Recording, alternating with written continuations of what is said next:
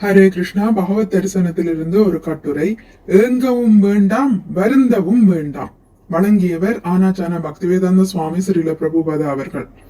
ஸ்பிசி நாட்டின் வானொலி நிலையத்திற்காக ஸ்ரீல பிரபுபாதர் அளித்த பேட்டி. நிருபர் கேட்கிறார், பகவான் கிருஷ்ணரின் போதனைகளை பிரச்சாரம் செய்ய நீங்கள் மேற்கத்திய நாடுகளை, அதிலும் குறிப்பாக அமெரிக்காவை ஏன் தேர்வு செய்தீர்கள்? ஸ்ரீல பிரபுபாதர் கூறுகிறார், இந்திய மக்கள் குறைந்தபட்சம் கடந்த 1000 ஆண்டுகளாக அடிமைகளாக அடக்கி ஆளப்பட்டதன் காரணத்தினால் அவர்கள் தங்களது கலாச்சாரத்தை இழந்துவிட்டனர். ஏழ்மையினால் பாதிக்கப்பட்டிருப்பதால் எந்த வழியிலாவது பணம் கிடைக்குமா என்பதிலேயே அவர்கள் குறியாக உள்ளனர்.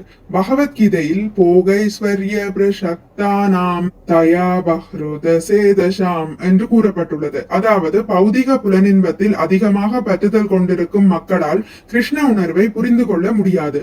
அமெரிக்கர்கள் இம்மாதிரி பௌதிக இன்பத்தை, செல்வம், பெண்கள் முதலியவற்றை தேவையான அளவு அனுபவித்து விட்டதால் தற்போது அதில் விரக்தி அடைந்திருப்பர் என்று நான் கருதினேன். எனவே அவர்கள் ஏறக்குறைய துறவு நிலையின் தளத்திற்கு வந்துவிட்டனர். அவர்கள் தங்களது தகப்பனாரும் பாட்டனாரும் அனுபவித்த இன்பங்களை அனுபவிக்க விரும்பவில்லை.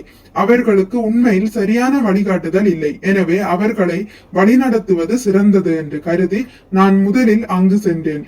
என்னுடைய சீடர்களில் 50% பக்தர்கள் இம்மாதிரி விரக்தி அடைந்திருந்த இளைஞர்களே. அவர்கள் தவறான வழிக்கு சென்றிருந்தனர். நான் அவர்களை காப்பாற்றியுள்ளதால் அவர்கள் நன்றியுடன் என்னை பாராட்டுகின்றனர். அதனால் இந்த முழு இளைஞர் சமுதாயமும் என்னை நோக்கி வருகின்றது. இந்த கிருஷ்ண உணர்வு இயக்கத்தை பரப்ப அவர்கள் எனக்கு உதவி செய்கின்றனர். ஆகவே என்னுடைய முயற்சி வெற்றி அடைந்து விட்டதாக கருதுகிறேன். நிருபர் கேட்கிறார், இந்த கிழக்கத்திய தத்துவங்கள், அதிலும் முக்கியமாக இந்த கிருஷ்ண உணர்வு இயக்கம் மேற்கத்திய கலாச்சாரத்தில் பல பக்தர்களை கவர்ந்துள்ளது. இதற்கு முக்கிய காரணம் என்ன? ஸ்ரீல பிரபுபாதர் கூறுகிறார், இது கிழக்கத்திய கலாச்சாரம் என்று நினைக்கிறீர்கள். ஆனால் அது உண்மை அல்ல. இதுவே உண்மையான மனித நாகரிகம். கிழக்கு மேற்கு என்ற கேள்விக்கே இடமில்லை. இப்பௌதிக படைப்பில் மனிதர்கள் உட்பட மொத்தம் 84 லட்சம் வகையான உயிரினங்கள் உள்ளன. கிருஷ்ணர் பகவத்கீதையில் 14.4 கூறுகிறார், அகம் பீஜ பிரதபிதா. கிருஷ்ணரே அனைத்து உயிரினங்களுக்கும் தந்தை, கடவுள். நீர்வாழ் உயிரினங்களில் தோன்றி தாவரங்கள், விலங்குகள் என பரிணாம வளர்ச்சி நடைபெறுகிறது.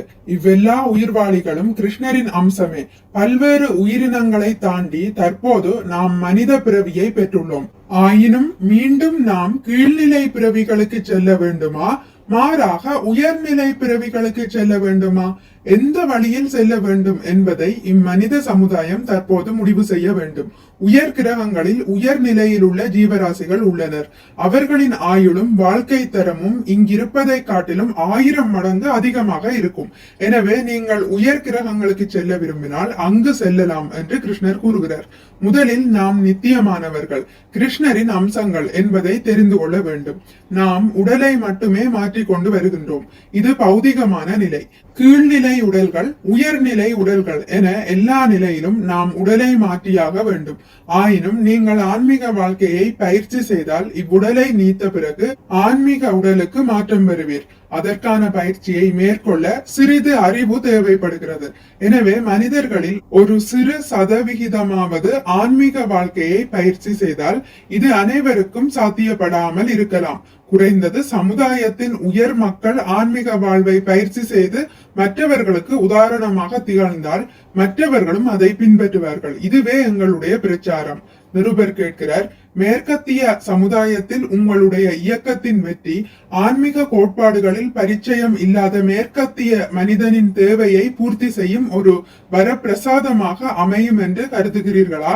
ஸ்ரீல பிரபுபாதர் கூறுகிறார், ஆமாம். ஆயினும் விஷயம் என்னவெனில் அவர்கள் மிகவும் புத்திசாலிகள். இதில் எந்த சந்தேகமும் இல்லை. பௌதீகமாக பார்த்தால் அவர்கள் மிகவும் முன்னேறியவர்கள். அவர்கள் ஆகாய விமானங்களை உற்பத்தி செய்கின்றனர். இந்தியாவிலோ தையல் இயந்திரங்களையும் மிதிவண்டிகளையும் உற்பத்தி செய்கிறோம். உலக பொருட்காட்சிகளில் இந்தியர்கள் தாங்கள் உற்பத்தி செய்யும் மிதிவண்டிகளையும் தையல் இயந்திரங்களையும் காட்டி பெருமைப்படுவதை பார்த்திருக்கிறேன். ஆனால் அமெரிக்கர்களும் ஐரோப்பியர்களும் ஜெட் விமானத்தின் என்ஜின்களை காட்சிக்கு வைக்கின்றனர். எனவே பௌதிக ரீதியில் அவர்கள் முன்னேற்றம் அடைந்துள்ளனர்.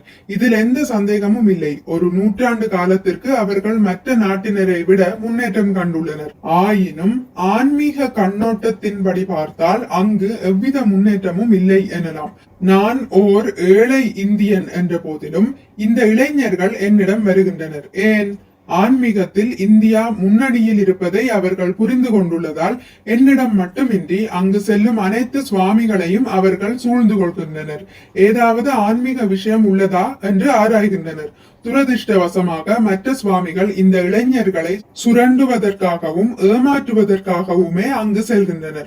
அந்த சுவாமிகளுக்கு ஆன்மீகம் என்றால் என்ன என்பது தெரியாது.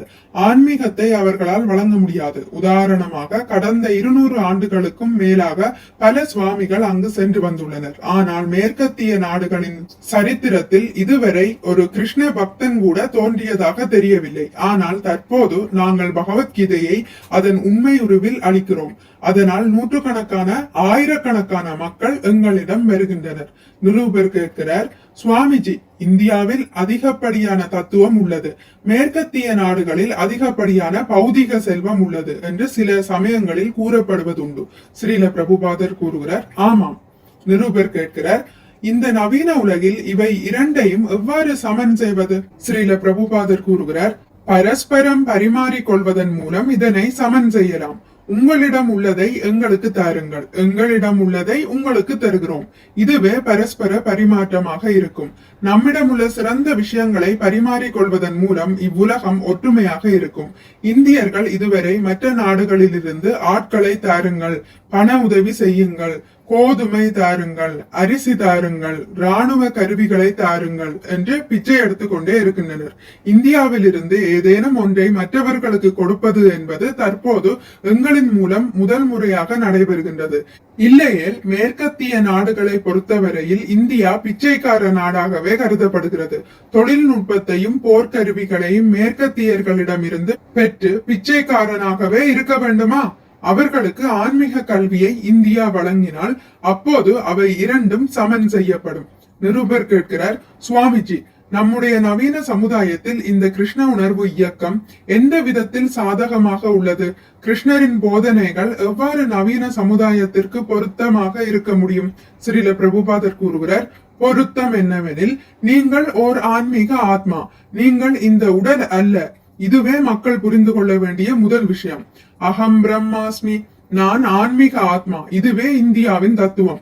ஆத்மா என்பதை நீங்கள் உணர்ந்து கொண்டால் பிரம்மபூத பிரசன்னாத்மா ந சோசதி ந காஞ்சதி, நீங்கள் இந்த பௌதிக உடல் அல்ல, ஆன்மீக ஆத்மா என்பதை புரிந்து கொண்டால் உடனே நீங்கள் மகிழ்ச்சி அடைவீர்கள். பிரசன்னாத்மா, பிரசன்னாத்மா என்றால் நக்ஷோசதி ந காங்சதி, தன்னிடம் இல்லாத பொருட்களுக்காக அவன் ஏங்குவதில்லை, இழந்த பொருட்களுக்காக வருத்தப்படுவதும் இல்லை.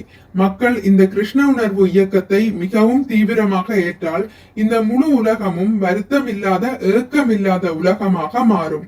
நிருபர் கூறுகிறார், மிக்க நன்றி. ஸ்ரீல பிரபுபாதர் சொல்கிறார், ஹரே கிருஷ்ண. மிக்க நன்றி, ஹரே கிருஷ்ண.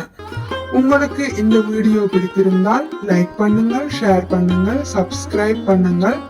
நோட்டிபிகேஷன் பெல்லை அழுத்துவதன் மூலம் அடுத்த பதிவுகள் உங்களை வந்தடையும். பகவான் ஸ்ரீ கிருஷ்ணரை பற்றி கேட்டு மகிழ்வோம். ஹரே கிருஷ்ணா.